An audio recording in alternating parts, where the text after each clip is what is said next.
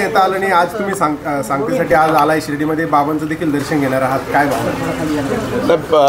नक्कीच बाबांच्या शिर्डीमध्ये आल्यानंतर या पवित्र स्थळी आणि बाबांचं दर्शन घेतल्यानंतर एक आगळी वेगळी ऊर्जा मिळते आणि आमच्यासारख्याला समाजकारणात राजकारणात काम करणाऱ्याला एक अभूतपूर्व ऊर्जा इथून मिळते आणि त्याच ऊर्जेतून या ठिकाणी आम्ही काम करतो. काल पालकमंत्री पदाची यादी जाहीर झाली आहे, तुम्हाला डावललं गेले त्याच्यातून काय? अजित पवार बीड प्रकरणामुळे कुठेतरी हे सगळं यादीवर परिणाम?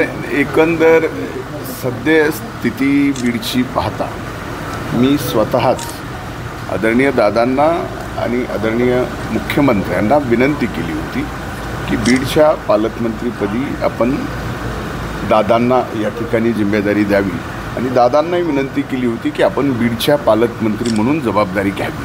म्हणजे एकूणच पुणे जिल्ह्याचा तसा विकास झाला आहे तसा बीडचाही या ठिकाणी दादांकडे जबाबदारी असल्यामुळे उपमुख्यमंत्री असल्यामुळे अधिकचा होईल ही एक भावना आणि सध्याची जी परिस्थिती आहे त्या परिस्थितीमध्ये आपण ही जबाबदारी घेतली नाही पाहिजे, ती दादांकडे दिली पाहिजे. स्थानिक नेते जे आहेत महायुती किंवा महाविकास आघाडीचे बदल झाला पाहिजे असं प्रफुल्ल पटेल देखील म्हणाले, छगन भुजबळ देखील म्हणाले, अंतर्गत निवडणुका देखील घेण्याचं नाही. आता त्या बाबतीमध्ये माझी काही आणखीन चर्चा झाली नाही. मी आजच आलो आहे सांगते म्हणजे समारोपाच्या या कार्यक्रमाला, त्या बाबतीत सर्वांशी चर्चा करूनच मला बोलता. स्थानिक नेते जे आहेत बीड जिल्ह्यातील महायुती असतील किंवा महाविकास आघाडी यांनी कुठेतरी मागणी लावून धरली होती की मुंडेंना पालकमंत्रीपद नको. एक घ्या, त्यांची मागणी काय असावी त्याच्यापेक्षा माझी स्वतःची भावना ही पक्षाच्या प्रती आपण काय व्यक्त केली पाहिजे आणि सध्या परिस्थितीत आपण स्वतः काय निर्णय घेतला पाहिजे हे या ठिकाणी मी स्वतः म्हणून विनंती केली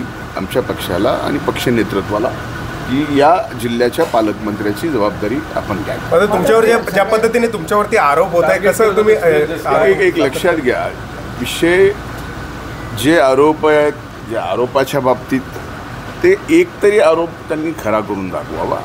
विनाकारण मला त्यावर काही आत्ता बोलायचं नाही.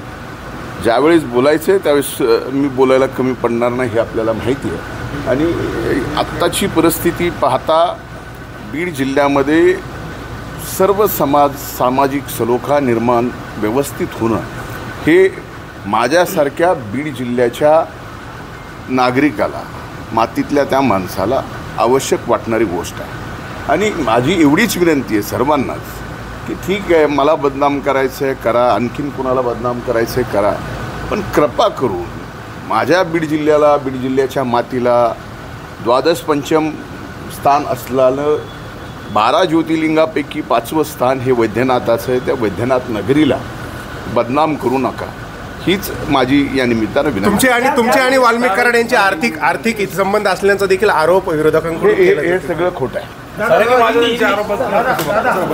सर्व काही